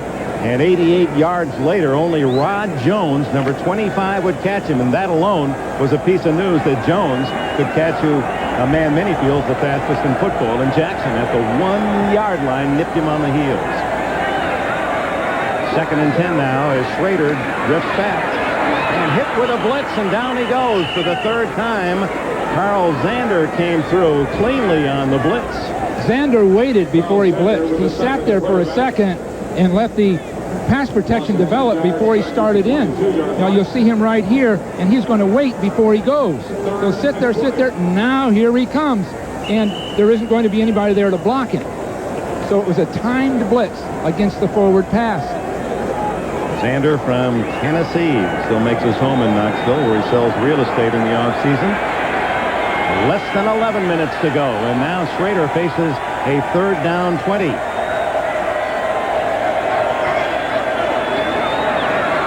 Good protection. And a great catch by Tim Brown. First down at the 48-yard line.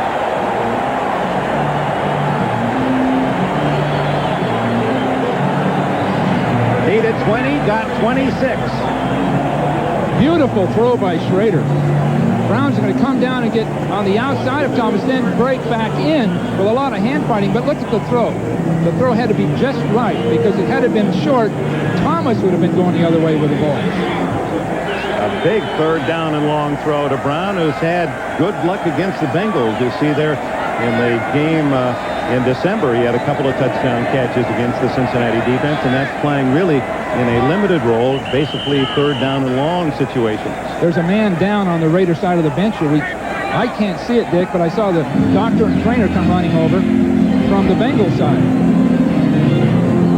Might be, yes, it's David Fulcher, the top hitting safety and Pro Bowler for Cincinnati. We'll take this time out. Magnificent picture, isn't it? This historic Coliseum filled with 90,000 fans first time. Marcus Allen drives into Bengal territory, and carrying 2 men with him, Bussey and Walker, is to the 45-yard line. David Fulcher, they were working on the back of his right leg. There it is. Do not know how serious. Can you believe a 240-pound safety man in this day and age? Fulcher is one of the great players, and really the prototype of the new position in football is so important. The safeties that can come up and make the big hits. So this guy at 240 pounds plays the deep middle part of the time. He's okay, and he's back in the lineup now. Steve Smith with a call. Close to a first down at the 42 of Cincinnati. Tim Crumry reversing to make the tackle, number 69. He, of course, the man who fractured his leg in the Super Bowl. With Bo out, they're going to alternate, I'm sure, Smith and, of course, Marcus Allen. But Smith is excellent late in a game because he still has that strength, and he can still break the tackles inside. Did you ever use a back that averaged 12.5 yards plus again per carry? 12.5 a game. It is a first down. 10-10 the score. 9 minutes to go. Fourth quarter. Lots of time for Schrader. Going for Horton. Horton has it. Touchdown.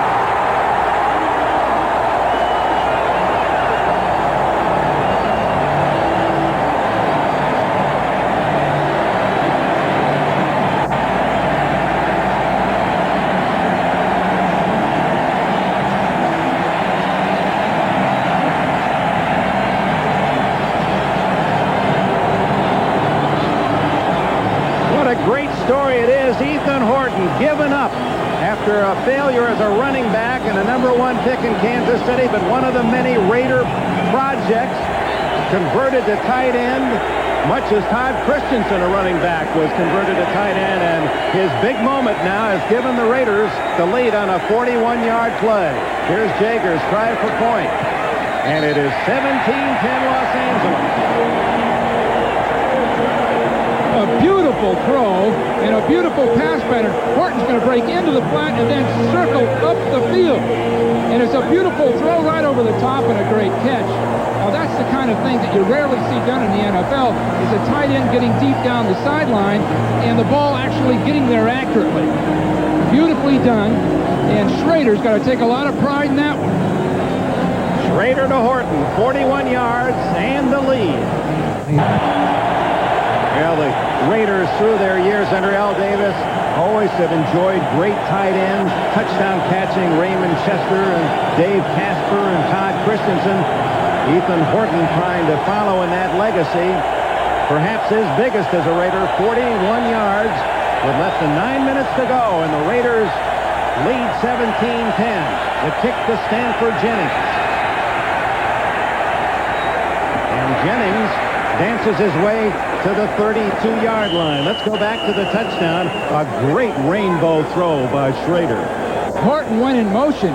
He'll come to this side of the field and start up the field, and it'll end up with White trying to cover him, a linebacker. So you'll see him come across, and the coverage is dropped by the safety, Bussey, and White suddenly ends up with him going down the field, and it's a beautiful throw and catch. Just a beautiful job. And it's so rarely done that it's good to draw that play up, but you rarely can make it work. 4 catches for Horton and his 4th touchdown of the year. And now the Bengals, plenty of time, but the crowd into it now for the Raiders. Ickey Woods smothered after a yard. The Bengals are, of course, this is the test all season from the first day of training camp, all the mini camps, everything, right down to one final drive for the Bengals at this point. And Sam's going to have to throw the ball on this down. He can't take a chance on just a 3rd down pass completion to sustain this drive. He's got to throw now.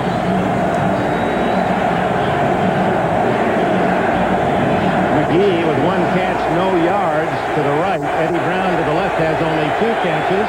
Coleman's the man that Homer likes to go to. Big tight end is on the left side. Brooks in motion.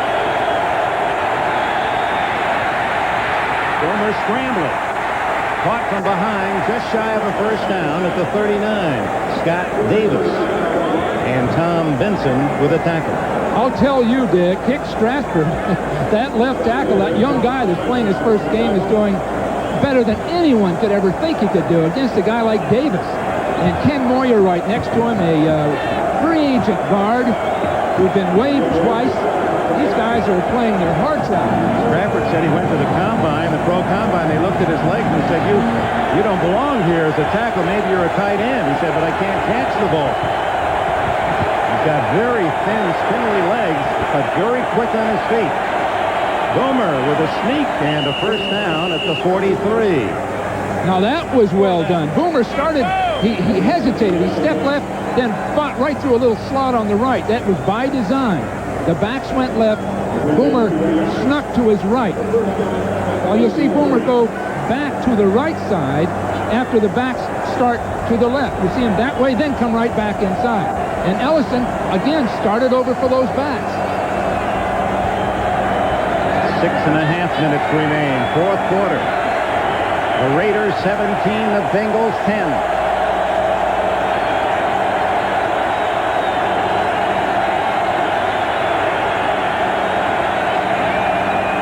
Play action. Townsend gets Boomer.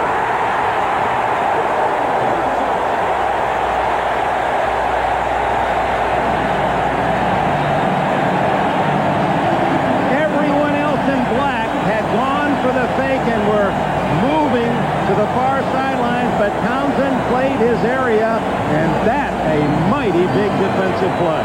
Townsend will come up the field unblocked, as by design. They thought he would go with the fake. And Boomer tried to use that same move he'd used earlier, and Townsend wouldn't buy it. 4 Raider sacks today, 3 by Townsend, who led them on the season with 12.5. Now on second and long.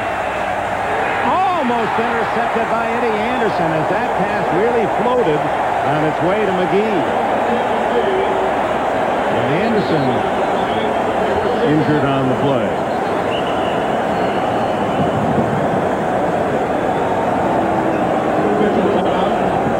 He was open, but the pass took forever to get there.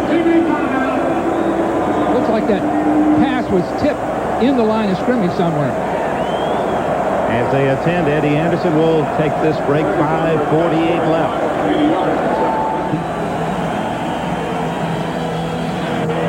5:48 to go. 3rd and 25 for Cincinnati. Greg Townsend's 15-yard sack of Esiason destroying this drive.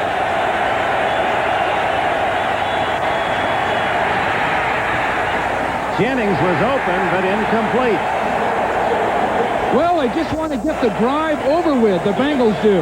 Just get it over with, pump the ball, use their timeouts if necessary, and get it back one more time.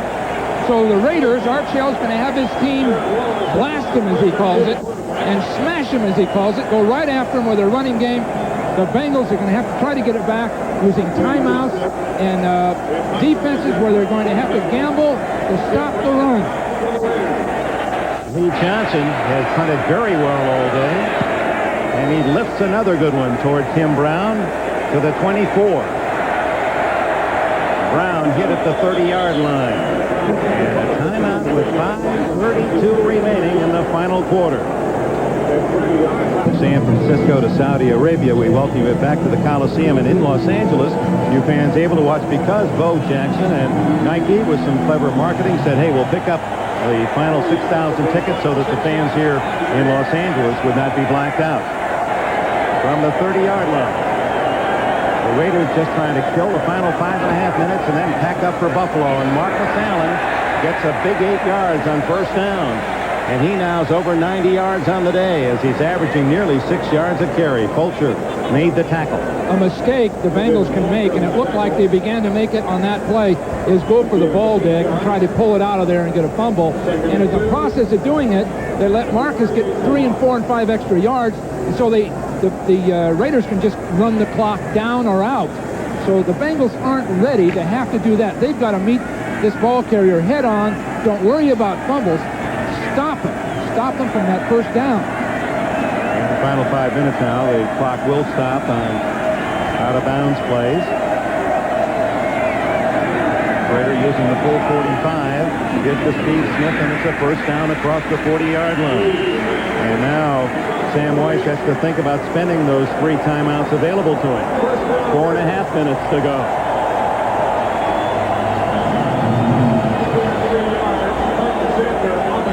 They're already in the huddle, well into the huddle, and on the play clock, 25 seconds still remain. So that 45-second rule, I know there's been some consideration in the final minutes of games to reload that at a shorter price because 45 seems a long time to kill. But the Bengals do not use a timeout. Less than 4 minutes to go now. Allen. Big. To the 39-yard line. Marcus Allen. Steve Wright, Max Montoya pulling and trapping a beautifully blocked play. Rory Graves came right off the line on Grant and knocked him off the ball. And this is one of the problems. The Bengals want that ball back so badly. You see Graves, you see Montoya, and there's Steve Smith again, coming right through the line of scrimmage. Marcus Allen with 116 yards, 20 on that run. And it was Marcus Allen that was the star the last time the Raiders won a playoff game. That was the Super Bowl in Tampa some 6 years ago.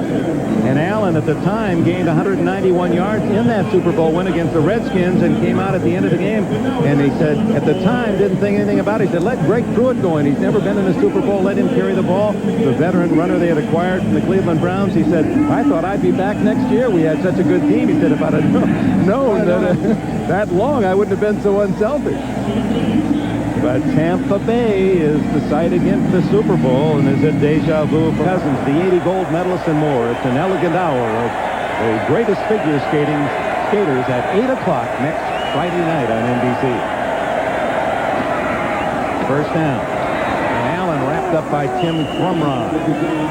Crumrye's memories of Super Bowl not so pleasant, as we documented earlier. And there the clock stopped by Sam Weiss. So Weiss spends his first time out. 3:37 left. The Raiders with the ball and a big 7-point lead. End of a beautiful Sunday afternoon weather-wise in Los Angeles, and the Raiders running against one of the poor rush defenses in the league. Apparently a key to their lead at 17-10 and to their running out the clock here at the end of the game. Bo Jackson carried 6 times for 77 yards before injured. You see the HAD F-14. He loves jet airplanes, fighter airplanes. He said that that's the one he wished beyond athletics that he would like most of all, to be able to fly a jet fighter. He has the right stuff. Schrader. Smith breaks the tackle by Fulcher and gains 3 more down to the 33. Clock is running, and at this point, no timeout by Weiss, and now it is stopped at the 3:24 mark. That would be the second Bengal timeout. We keep saying this is the play of the game, but this is the play of the game. If the Raiders can get a first down here, then they're going to be able to run the clock down to 0 or kick a field goal. Well, you saw the correct information there. That is Bengals' last timeout. Underdogs for good reason on the road, where home teams seem to prevail so successfully in the playoffs. His team injured key players, Brooks, Reimers, Munoz, outstanding players. Then the flu hits his team. He's kept them close at 17-10, but now out of timeouts and a 3rd and 4, still long field goal range. So it's a big play for the defense with 3:24 left. You've got to figure Marcus is going to carry the ball. There it is. He does, and he's got a first down and more. Marcus Allen all the way to the 15. What a run.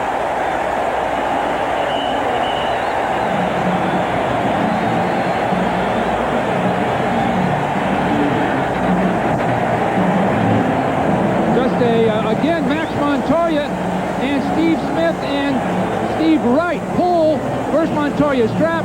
There's Wright turning back. Now look at this guy's balance. What a clutch player. Of all the people in football, he's the guy you'd like to see with the ball to take time off the clock and to finish somebody off. 135 yards, his best rushing game of the season. Of course, he's been sharing that the latter part of the year, and Max Montoya. What sweet revenge, scoring a key block against his former teammates. Allen again, no way to stop the clock for the Bengals, gets back to the line of scrimmage. Montoya coming to Los Angeles, surprisingly to Cincinnati. He has a restaurant in the Cincinnati area. His 2 children go to school there. He loves Cincinnati, still lives there, will go back to Cincinnati. The Bengals didn't figure he'd go plan B, but the dollars were too big, and the Raiders put up a 6-figure increase in his salary. He said, I had to come here. It's amazing. He's from Los Angeles, a very attractive place to live, but he wants to live forever and bring his family up in Cincinnati. Says the schools are great, the atmosphere is great, and you hate to see him leave his parent team. Here's the 2-minute timeout. 92,040.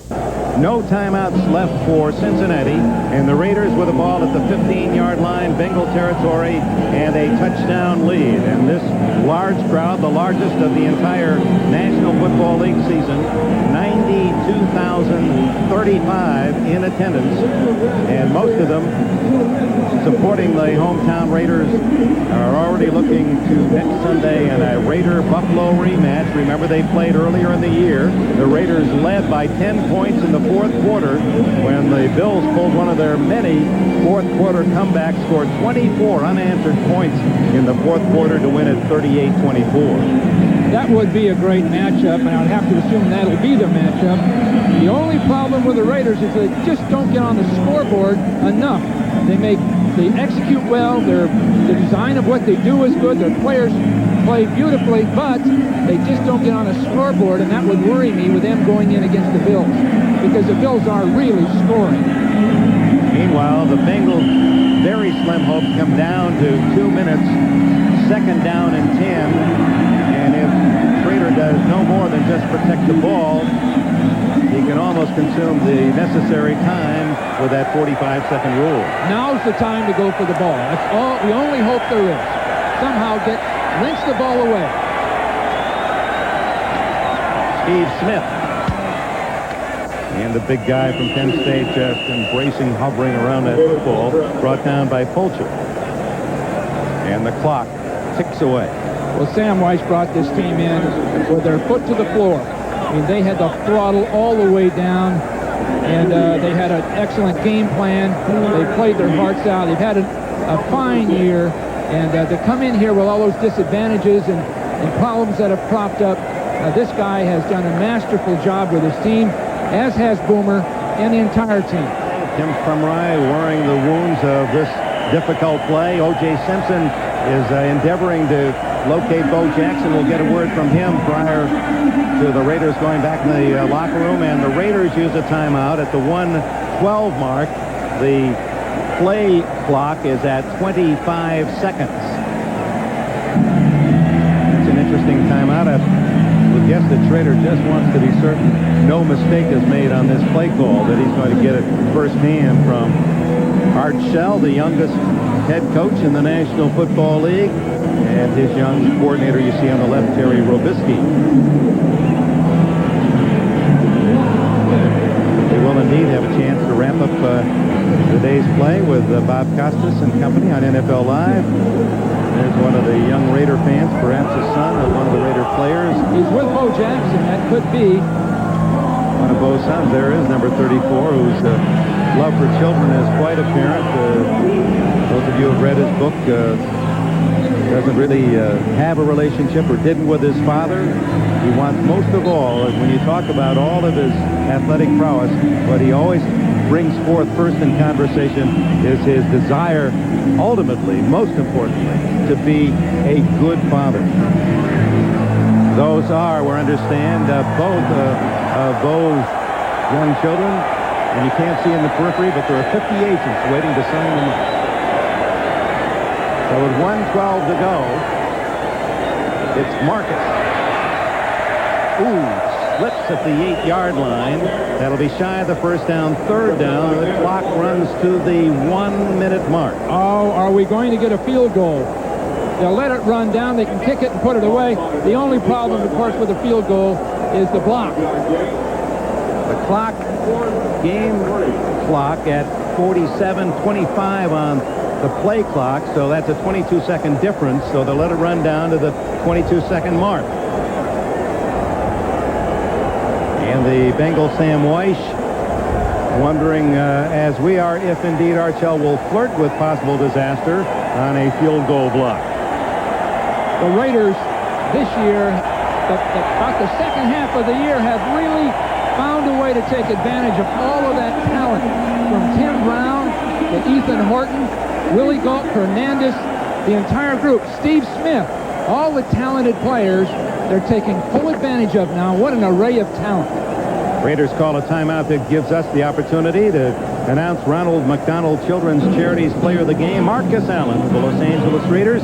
McDonald's and NBC donate $5,000 on behalf of Allen and the LA Raiders to Ronald McDonald Children's Charities, help to give kids a better tomorrow. Allen with 140 yards rushing. A big game player, as you see Art Shell and Mervyn Fernandez. And there is the man Marcus. Grew up near here. San Diego, was an outstanding high school quarterback down there, and then of course a Heisman Award winner. And now Jaeger will try the short field goal of 25 yards.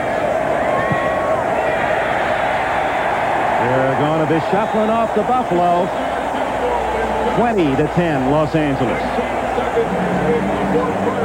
And we'll have that for you. The Bills and the Raiders. Bills won in the regular season, although the Raiders had the lead and were driving for a possible tying touchdown late when Nate Odom stole the ball. Remember that pass on the sidelines to Willie Gault? Stole it and raced for a touchdown. And the Bills went off to a 38-24 win. Well, Garrett and Nicholas, the two sons of Bo Jackson, enjoying Pop's leisure time on this Sunday afternoon. Apparent injury, not serious, a hip injury that sidelined in the second half, but one would have to guess Bo Jackson will be ready to play against Buffalo on Sunday. And if not, the man who had full duty today, Marcus Allen, was absolutely outstanding. Jennings will run it out and hit down at the 12-yard line with 15 seconds to go. And for the fans in Cincinnati of the Bengals and Boomer and Sam White, a team that battled all year. They had that tough 5-game road trip. They started well, had some downtime, won their last 3 very impressively at home against Houston last week. White certainly is the creative man in the game, the innovator who always has something special, and one can...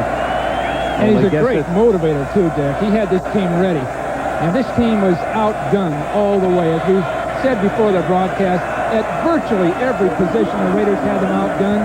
And some of the Raider backups were superior players to the Bengals. Incomplete on the sidelines to Tim McGee.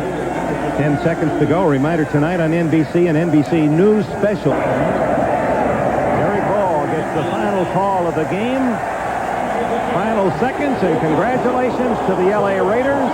Sam Weiss's Bengals lose to Art Shell's Raiders 20-10. It'll be Buffalo and the Raiders with a chance for the Super Bowl. O.J.? Yeah, I'm down here with Bo Jackson. Bo, you kind of hurt yourself today. You were running real well. Can you tell me the nature of the injury? Minor. I will play next Sunday. You think you'll be there next Sunday? You had an opportunity to watch yesterday's game. Have you ever had the occasion to play in that type of weather, and how do you think you'll do? I played in it twice. Once against the Bills and once against the Giants. So I'm looking forward to it. It's always nice to go up there and play against those guys. We just got to go up and try to play some intense football and try to get a win. It doesn't matter how we do it. We just got to go up and try to win. Is the injury a hip? Is it a pull, or do you have a hip pointer? It's a slight hip pointer. So it's but it's really not that bad. All right, folks. Good luck to you. See you next week in Buffalo. Boy, a couple of greats in that picture. Heisman Simpson, along with Bo Jackson, who says he'll be ready for Buffalo. And O.J. Simpson, of course, he has it in his contract. He only talks to Heisman winners. And with that in mind, he is with Marcus Allen. Yeah, I'm down here with a guy that was back to his old Heisman form today. Marcus, how did you feel when you knew Bo was out of the game and looked like the weight was on your shoulders? Well, I didn't feel any pressure, O.J. I think the golf crisis, that's pressure. This is something I've been doing for a long time, and it's unfortunate they got hurt. Hopefully he'll be back next week, but I just want to do the job. Is this particularly gratifying after the tough time you had early in the year, all the speculation that you might get traded? Here we are in what amounts to nearly a championship game, and your team needed you, and you were able to go out and get 140 yards. Well, no question about it, but to be honest with you, I didn't think I was going to get traded, and I just enjoyed the attention, so it's important that we won, and I'm happy for everybody here, the team, organization, the fans. This is a big game for us, O.J. Now, you watched the Bills play yesterday. What's your assessment of that team and the weather? How do you think you're going to be able to fare in that type of weather? Well, we're going to find some way to win. I think we have that character. We have the guys that are willing to lay it on the line, and I think it's important regardless of the conditions. They beat us last time, and they're a good team. They're an exceptional team, and we're going to have to play our best game. When you say you're going to have to play your best game, you had a chance to play them last time. What was it they were able to do to stop you? You started off well, you had a little lead, and in the third quarter, fourth quarter, they took the game from you. Well, they got the fans behind them, the momentum after a couple of special teams play. They really hurt us, and we learned a valuable lesson. We treated that game as a friend. We learned from it, and I think we're going to improve. Well, good luck. Bring your long johns. I'll see you in Buffalo next week. Back to you, Dick. Yeah, the Raiders' all-time rusher, Marcus Allen, the MVP of Super Bowl 18 against the Redskins. We go to Bob Costas in New York as we once again appreciate the elegance and the grace and the style of one of the game's classiest players, Marcus Allen.